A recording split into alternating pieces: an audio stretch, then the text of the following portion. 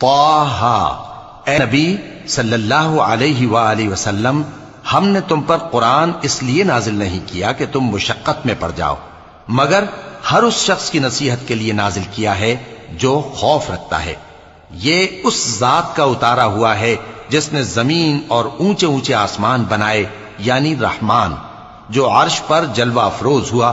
جو کچھ آسمانوں میں ہے اور جو کچھ زمین میں ہے اور جو کچھ ان دونوں کے بیچ میں ہے اور جو کچھ مٹی کے نیچے ہے، سب اسی کا ہے۔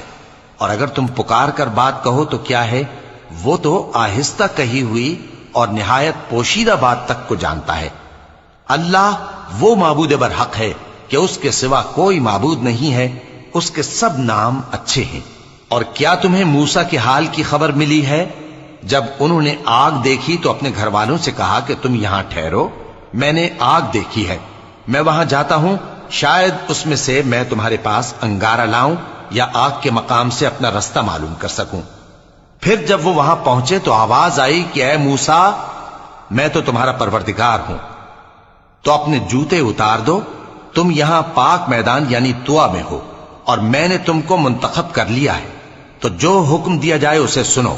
بے شک میں ہی اللہ ہوں، میرے سوا کوئی معبود نہیں، تو میری عبادت کیا کرو اور میری یاد کے لیے نماز پڑھا کرو۔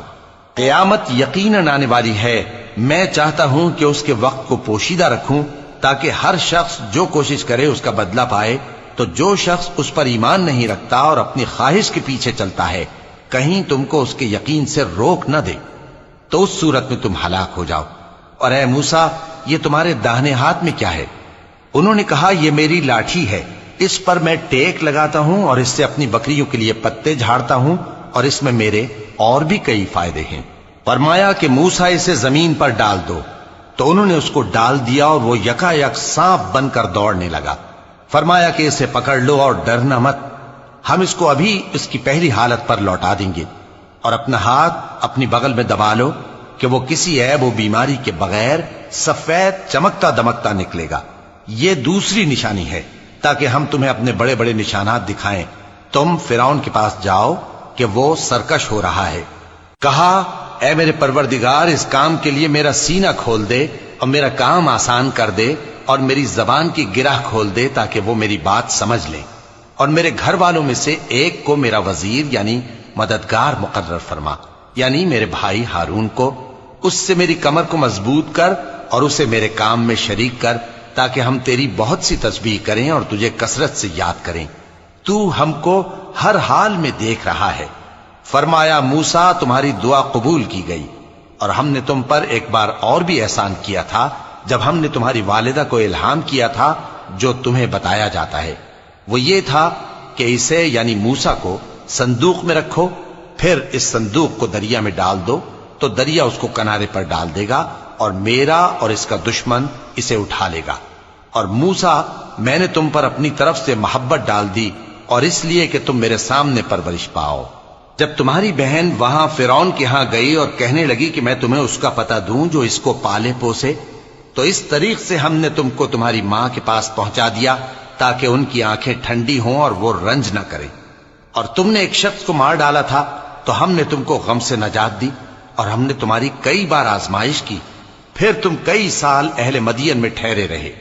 پھر اے موسیٰ، تم ایک اندازے پر آ پہنچے اور میں نے تم کو اپنے کام کے لیے بنایا ہے، تو تم اور تمہارا بھائی دونوں ہماری نشانیاں لے کر جاؤ اور میری یاد میں سستی نہ کرنا۔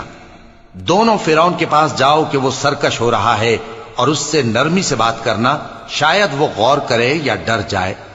دونوں کہنے لگے کہ اے ہمارے پروردگار، ہمیں خوف ہے کہ وہ ہم پر زیادتی کرنے لگے یا زیادہ سرکش ہو جائے۔ اللہ نے فرمایا کہ ڈرو مت، میں تمہارے ساتھ ہوں کہ سنتا اور دیکھتا ہوں۔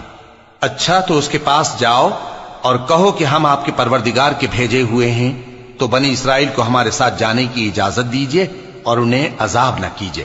ہم آپ کے پاس آپ کے پروردگار کی طرف سے نشانی لے کر آئے ہیں، اور جو ہدایت کی بات مانے اس کو سلامتی ہو۔ ہماری طرف یہ وحی آئی ہے کہ جو جھٹلائے اور منہ پھیرے اس کے لیے عذاب تیار ہے۔ غرض موسیٰ اور ہارون فرعون کے پاس گئے۔ اس نے کہا کہ موسیٰ، تمہارا پروردگار کون ہے؟ کہا کہ ہمارا پروردگار وہ ہے جس نے ہر چیز کو اس کی شکل و صورت بخشی پھر راہ دکھائی۔ کہا تو پہلی قوموں کا کیا حال ہوا؟ فرمایا کہ ان